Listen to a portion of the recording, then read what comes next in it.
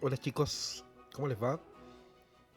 No me di cuenta porque justo me levanté de la silla, pero no alcancé a ver si aparecía el nombre de esta música. No sé si alguien lo vio, pero si alguien no lo vio, ¿ya? Porque si lo vieron no tiene sentido que digan esto. ¿Alguien reconoce qué música estamos escuchando? No usen la aplicación de, ¿ya? De escuchar. Piénsenlo nomás, si no, no hay premio por saber, solo si alguien la reconoce realmente. Es bastante conocida, aunque no es música en este momento, está pasada, no es lo más conocido de estas obras, pero probablemente del compositor es parte de su música más conocida. A ver, ¿alguien se atreve o tiene alguna idea de qué estamos escuchando?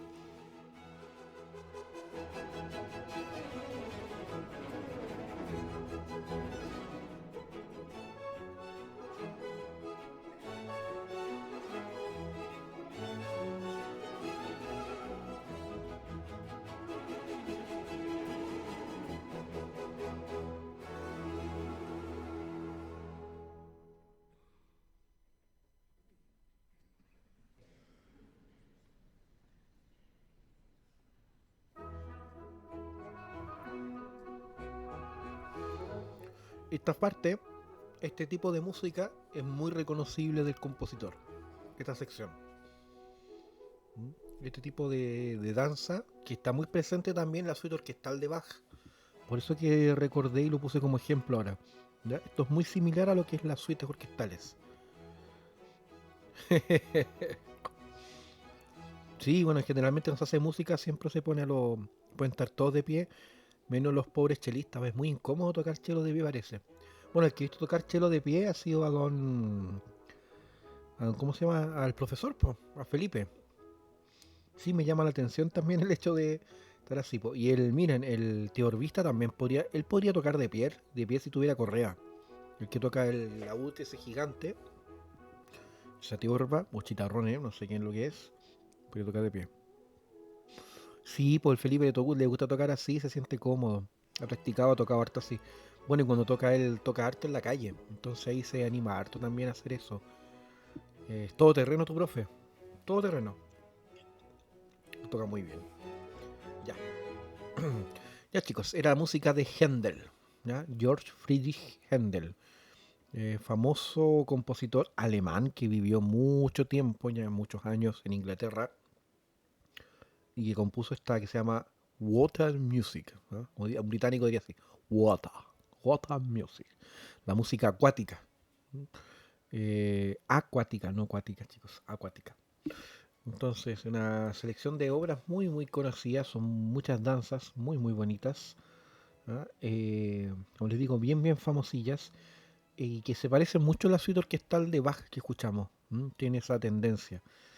Nos quedamos un poquito en la clase anterior hablando de las suites orquestales para los que llegan recién ahora. Y es natural que parezca la pregunta porque escuchamos la suite número uno y la suite número 3. Entonces, son cuatro las suites orquestales de Bach tradicionales, originalmente conocidas. La suite número 2 es particularmente famosa, ya también es una suite principalmente pensada con instrumentos de cuerdas, pero con unos instrumentos solistas, que es la flauta traversa. Y tiene también parte de una de las escenas, o una de las escenas más conocidas de Bach, ¿ya? O sea, probablemente ese último movimiento, esa suite, ese Badinerie, es también fue la música más tocada durante mucho tiempo. Me recuerdo cuando era sonaba eh, hasta en los celulares, el ringtone. ¿M? Fíjense acá la estructura musical, como les digo, de una orquesta de cámara, que toca instrumentos de cuerda más el añadido de una flauta traversa. Yo lo encuentro una combinación tímbrica preciosa. ¿M?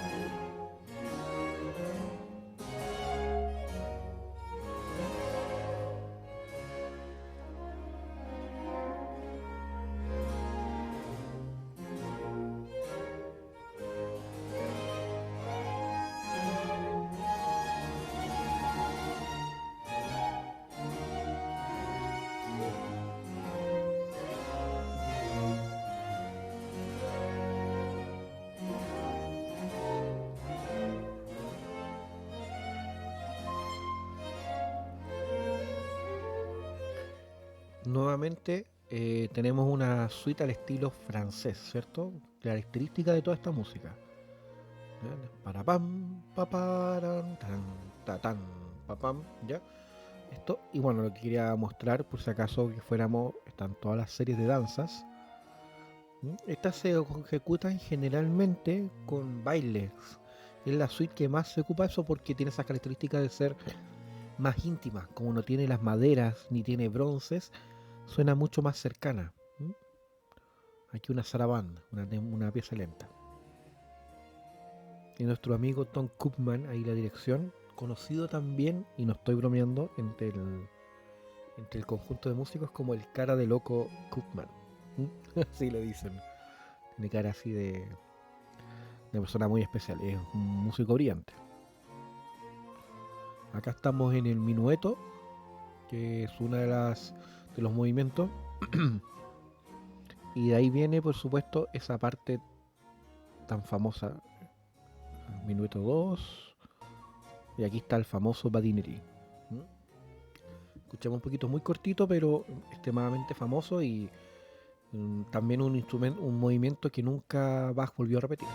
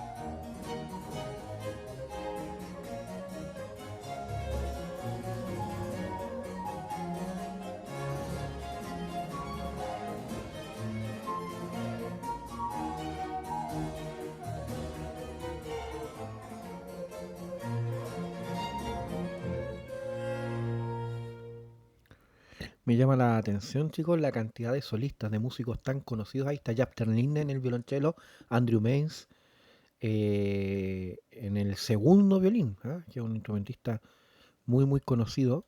Eh, imagino que los músicos, hay otros que no conozco ahí particularmente, me imagino que son también extremadamente importantes. Todos tienen que serlo, ahí trabajando con Koopman, que como les digo, uno de los grandes rescatadores, unos grandes apasionados por Bach. Tiene una serie completa de las cantatas, ha hecho prácticamente toda la música, tanto de solista, ¿ya? Como clavecinista, como organista, como también ha hecho la música como digo, cantatas, las grandes oberturas.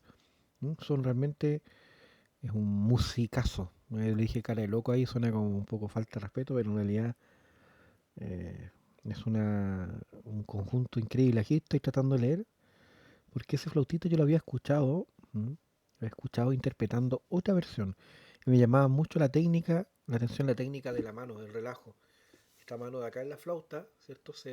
Obviamente los flautistas tienen una posición más controlada, más de ataque, más específica, ¿cierto? Así más firme.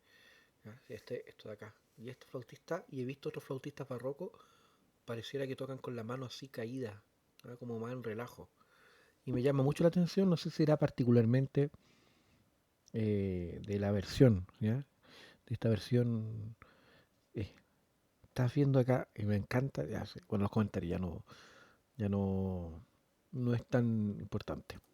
Bien, va a haber un corte, chicos, va a haber un corte de acá, de la clase, ustedes saben, pero antes de cambiar, me interesaría mucho que conozcan esta, como les digo, que presuntamente y se supo después que no era, por supuesto, de bajo, o por lo menos hay muchas, muchas dudas que sea así, lo que sería la suite orquestal número 5. Hay muchas dudas, pero tiene un estilo similar a veces, pero suena tan distinto a Bach.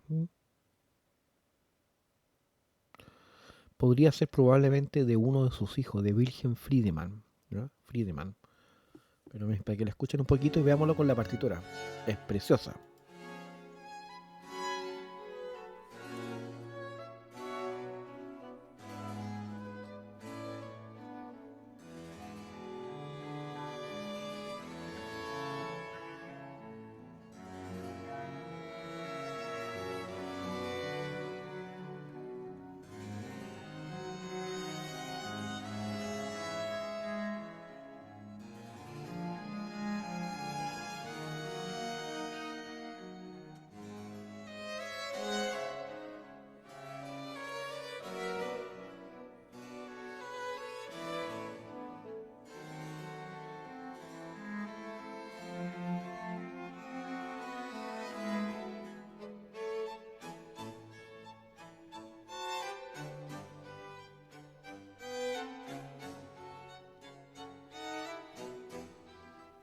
Esto suena muy, chiquillos, muy rococó, muy el estilo heredado de Bach, incluso un poco menos, el estilo galante. Muchachos, se va a cortar la clase, volvemos en 10 segundos corto y volvemos en 10 segundos mientras escuchamos el capricho de fondo, que es espectacular.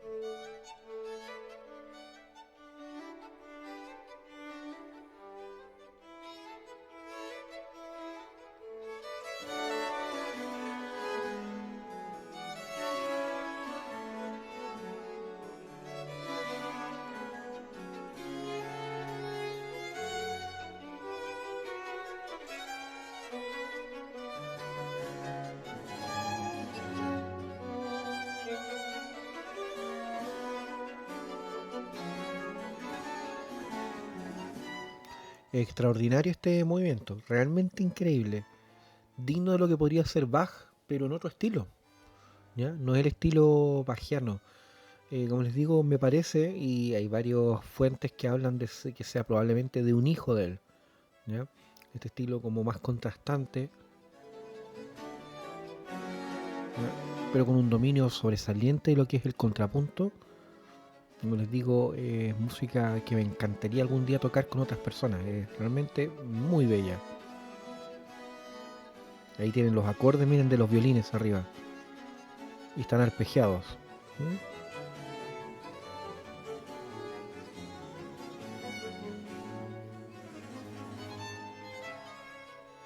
También este estilo, este movimiento no tiene la forma tradicional, ¿cierto? Que como les dije, es un capricho fugado, que es algo no tradicional en Bach, pero como les digo, en esta interpretación suena increíble, yo lo encuentro fantástico. Presten la atención en algún momento, aparece con un catálogo dentro de la obra de Bach, como les digo, la obertura en sol menor del 1070, el catálogo 1070, pero se desconoce o se cree realmente con harta certeza que ya no es de Bach. A ver, veamos el final que está con la partitura, es muy bonito escucharlo.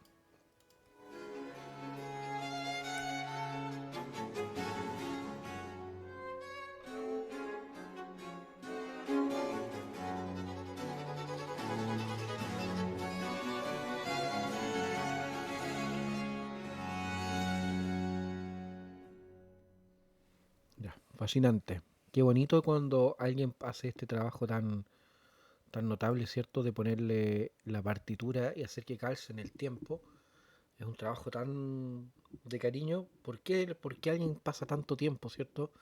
A menos que te pagaran por eso, pero si no te pagan ese placer, os les digo, no es poco trabajo tener las imágenes, ¿ya? Y poder haciendo que calce.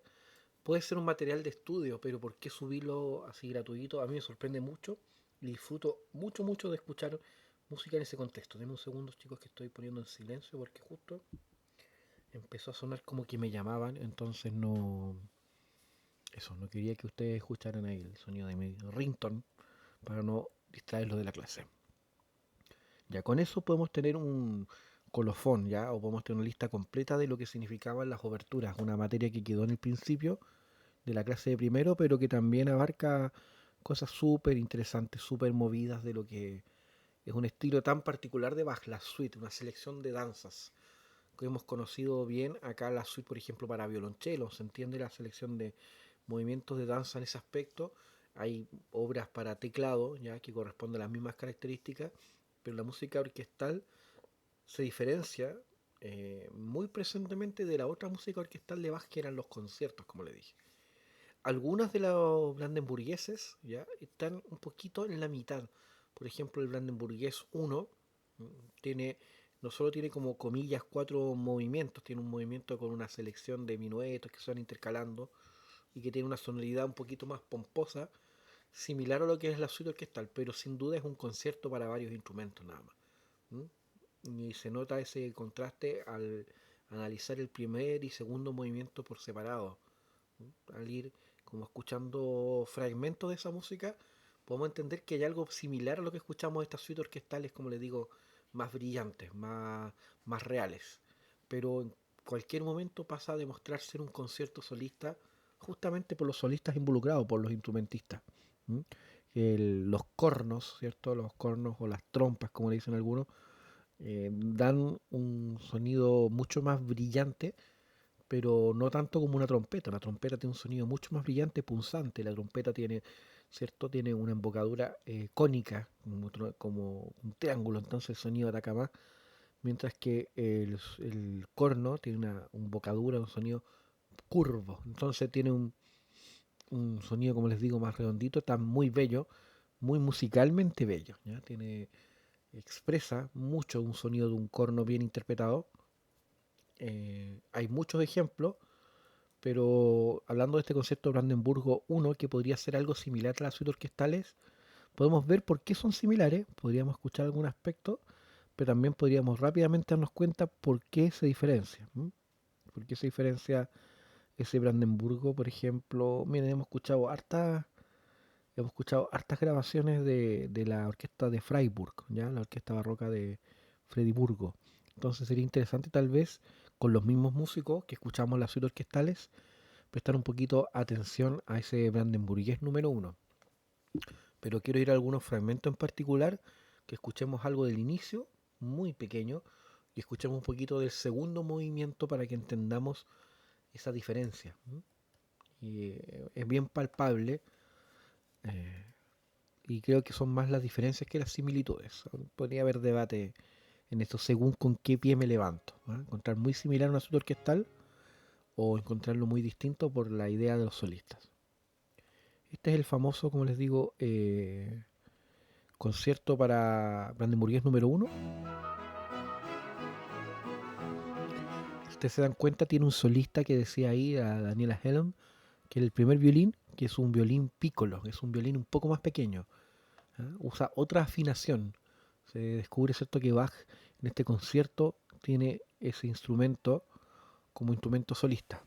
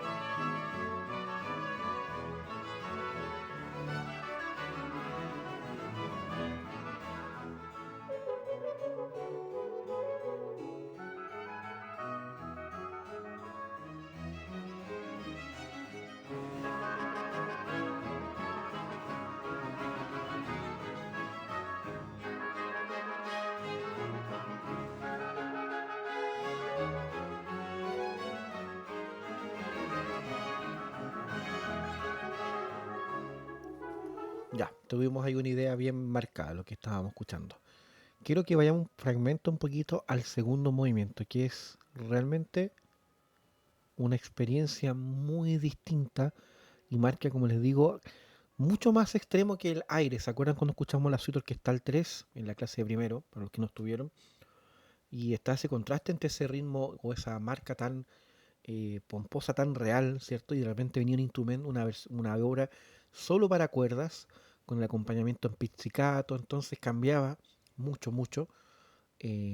Ahora en este caso, creo que al utilizar los mismos instrumentos todavía están las maderas, ¿no? No se cambia de instrumentación de manera muy marcada. Lo que genera o lo que entrega este segundo movimiento, eh, sobre todo también con el cambio de tonalidad.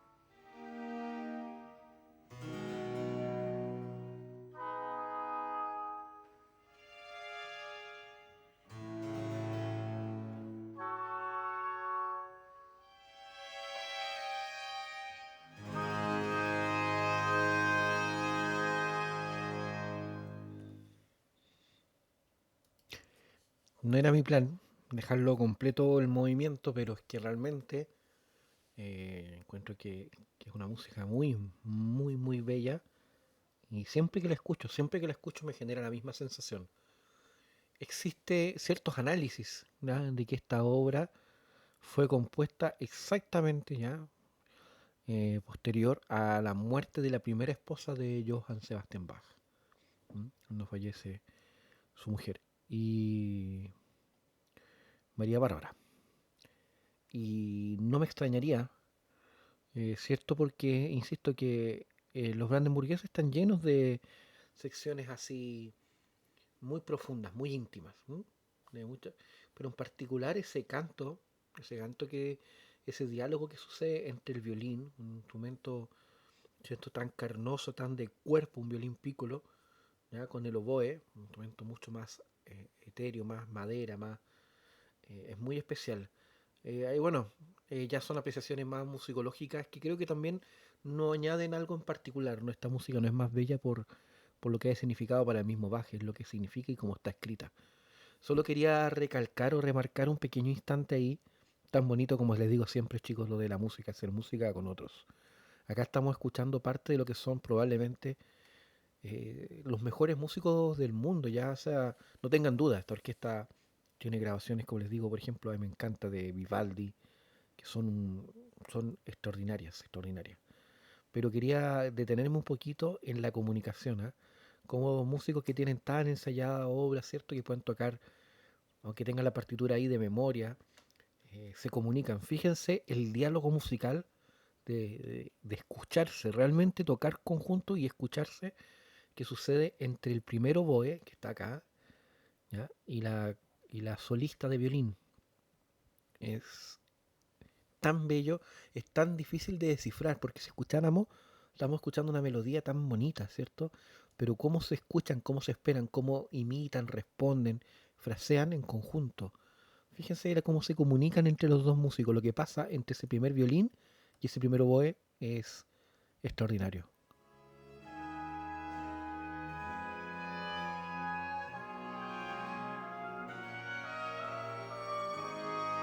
Presta atención no solo a lo que pasa físicamente ahí, ¿ah? Porque está en contacto, sino a cómo expresan las voces, cómo se escuchan y cómo, cómo hacen música juntos.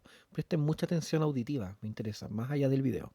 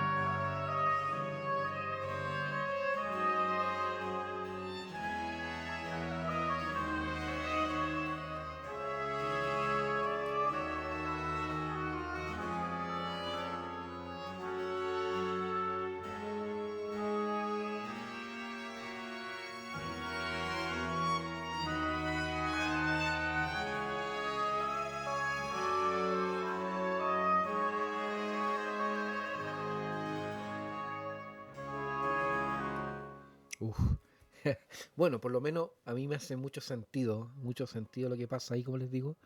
No sé si alguien tiene algún comentario, algo que hacer antes de que pasemos a los últimos fragmentos musicales, pero a eso me refiero, la comunicación. No estás tocando notas en un pentagrama. Cuando nosotros estudiamos una escala, decimos do, re, mi, fa, y la tocamos y de repente puede haber un rilentando, un retardando, puede haber un fraseo, podemos quedarnos en una, cambiar de dinámica, pero hacer música ya, tener esa capacidad de que con otros suceda algo, que tú sientas que los instrumentos están contando una historia, a tal punto de que podrías llegar a fantasear de que esta música podría ser parte de una especie de funeral o de oda fúnebre ya a la figura tan importante de la mujer de Bach.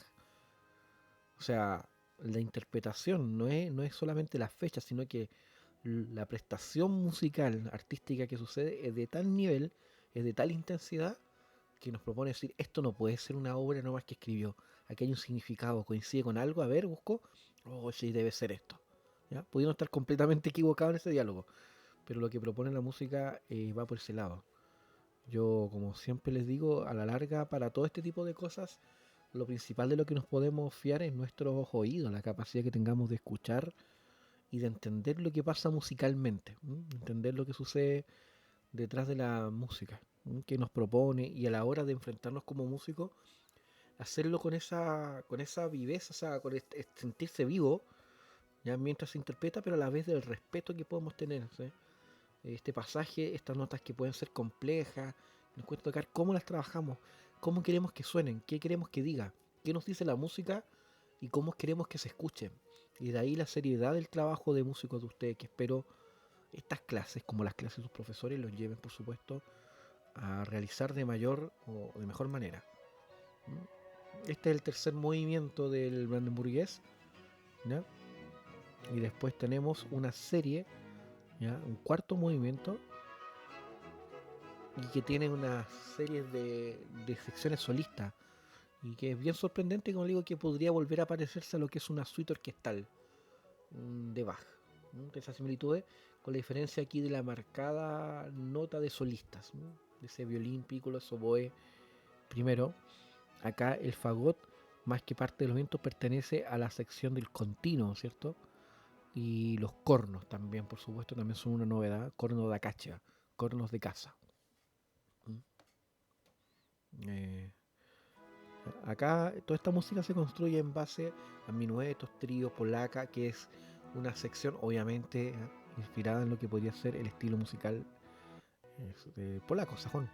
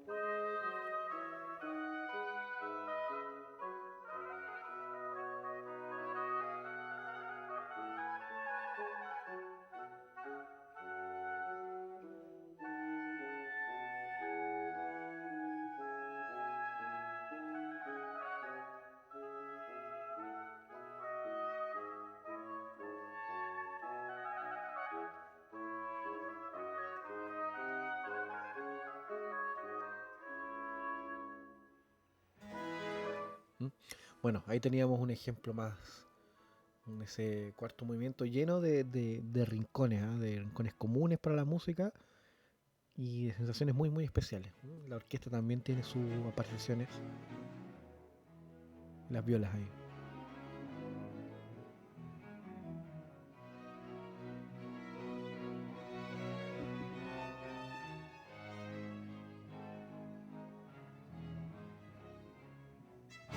Ya, eso. ¿Alguien tiene algún comentario, chicos? ¿Alguna pregunta antes de pasar a nuestra última, como les digo, idea musical, a nuestra última sección respecto a esta idea de las suites? ¿Ah?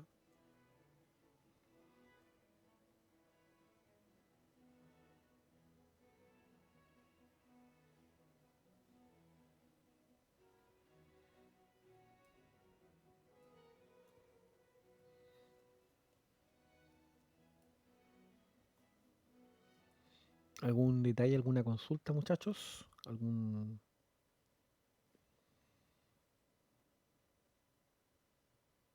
No? Ya, pasamos a lo final. Pequeños ejemplos, nos vamos. Bach, esta idea de suite y de danzas que, como he visto, hemos hablado tantas veces, está muy presente, conocida por el violonchelo, también en la parte orquestal, y también se dio, por supuesto, en la música francesa. ¿Ah? En algún momento hemos escuchado las suites francesas de Bach, eh, que son maravillosas, maravillosas. Entonces, por ejemplo, podemos escuchar un fragmento de la suite francesa número 2, que a ver si podemos escuchar alguna versión en el mismo clave. Aquí está la número 3, French, allá. ¿Y por qué el estilo francés tan marcado? Porque acá sí cada una de las danzas recuerda y gestiona ese sentido, ese sonar rítmico, muy presente, y los adornos.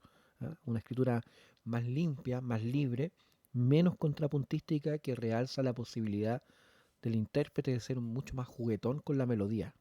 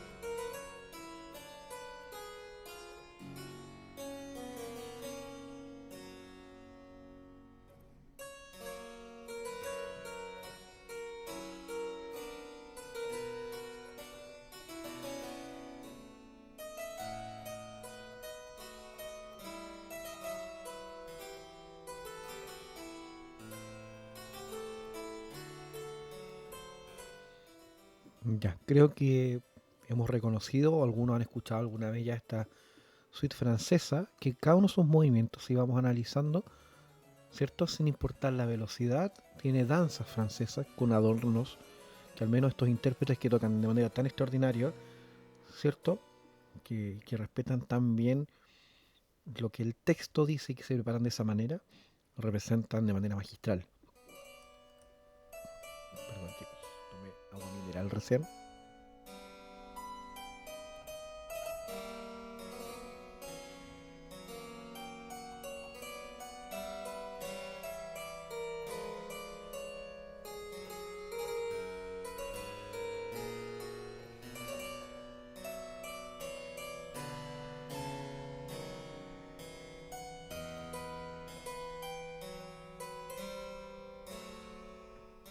Eso es lo que les digo yo de simpleza, que no significa fácil, por supuesto, sino que la melodía, el diálogo, ¿ya? Las voces cantantes son muy precisas, ¿ya? No están, son voces muy limpias que permiten la posibilidad del adorno cuando se necesita. Una sarabande puede estar ausente completamente y adquiere un carácter más noble, más profundo, más melancólico.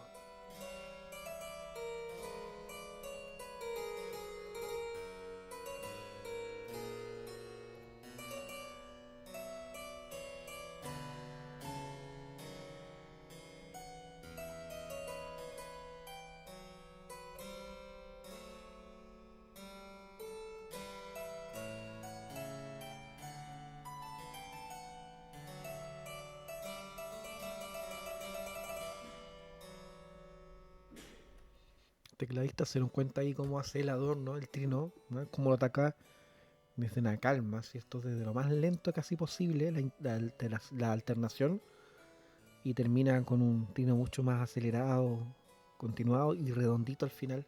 Es precioso. Acá tenemos una giga a la francesa.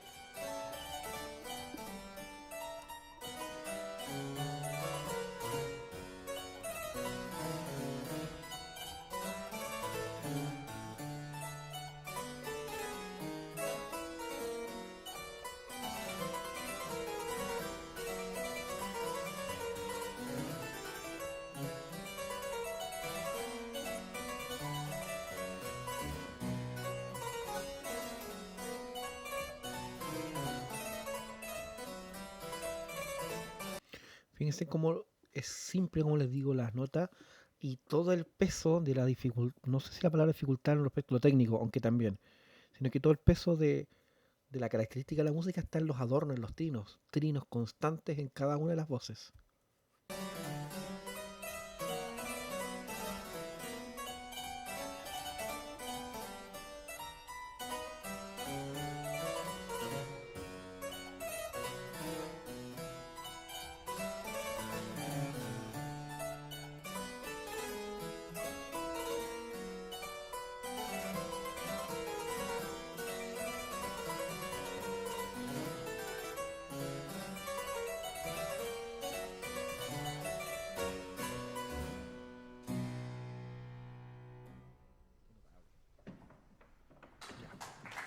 Vamos a terminar con el contraste entre esta simpleza aparente, ¿cierto? Como les digo, cargada de adornos, ¿ah? Que hace que la música esta suena tan bonita y tan reconocible, tan francesa como les digo.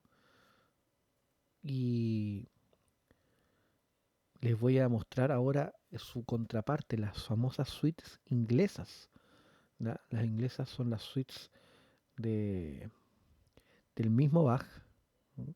Pero que están al estilo británico, por así decir, al estilo inglés. Y fíjense qué diferencia, obviamente vamos a escuchar a otro intérprete, ¿m? Pero cómo cambia las posibilidades musicales y cómo el contrapunto tiene otra presencia, los adornos también significan algo muy distinto.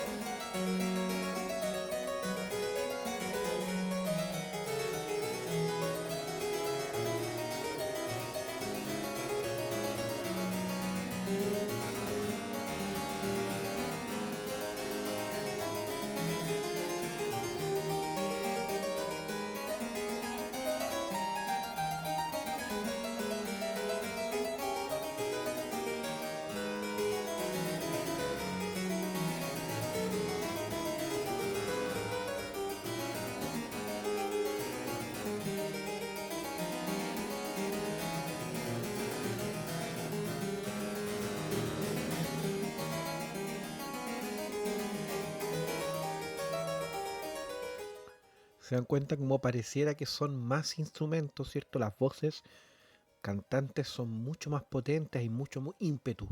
Para Bach esa diferencia entre lo que era una suite, como les digo, al estilo francés es muy marcada al estilo inglés y a lo que es un concierto, que son formas italianas, ¿no? Entonces Bach domina de manera extraordinaria sin dejar de ser Bach en ninguno de sus aspectos, en ninguno de sus estilos y por supuesto sin dejar de ser así de brillante como es él, ¿no?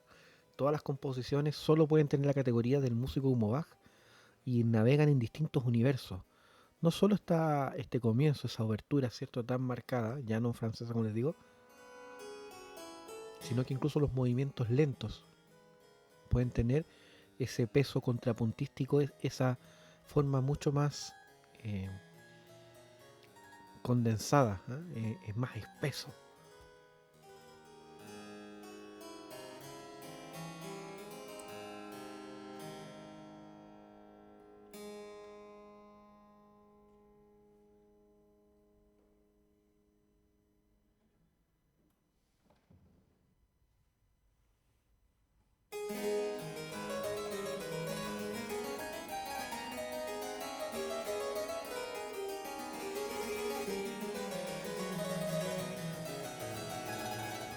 Acá es bien importante ver cuando se escribe, y uno ve los originales, los manuscritos de Bach, esto me lo comentó el gran Lionel Party en una de sus clases magistrales que hizo en el Combas hace un par de años, que cuando uno ve los manuscritos se da cuenta exactamente cómo está escrito, porque según la forma en que dice Courant, o Minuet, o Sarabande, uno puede entender si está al estilo francés o italiano.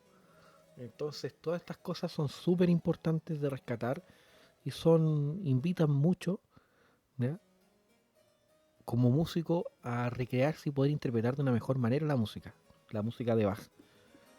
¿Mm?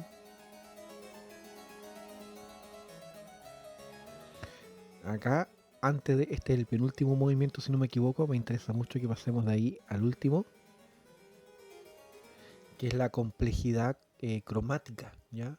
Acá son dos, es una giga, ya una danza muy, muy trepidante, ya de mucha gesticulación, de mucha aceleración, difíciles siempre, pero que tienen en esta música de la suite inglesa un carácter súper distinto a lo que pasaba con las francesas. Por aquí ya debe estar por terminar esta, si no me equivoco, le queda poquito la revuelta al tema. Y eso, estoy haciendo el tiempito nomás para que la escuchemos. Realmente está igual, es muy bonito esto. Pero ustedes los que tocan teclado o los que conocen, por supuesto, de música, tienen la capacidad imaginativa, se imaginan lo complejo que es este contrapunto, lo claro y lo marcado que es.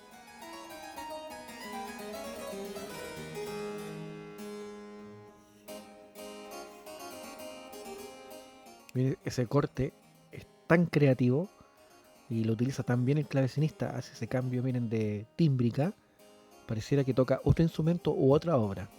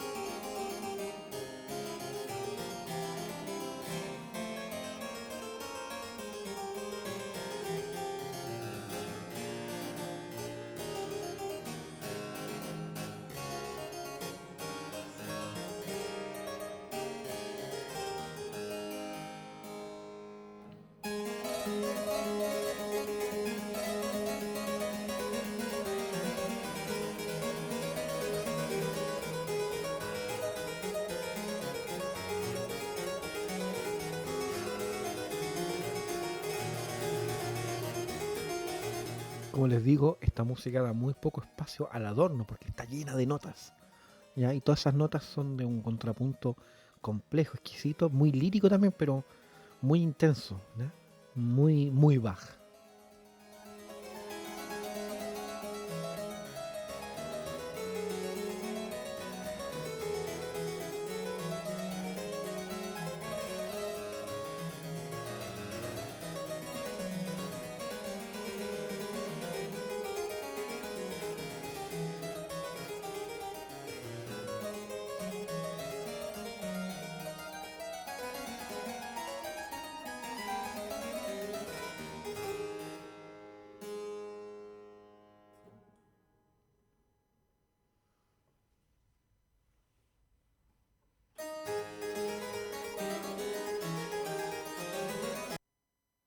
Fíjense chicos en esta giga. Con esto vamos a terminar nuestra clase. Quedan solo 3 minutos.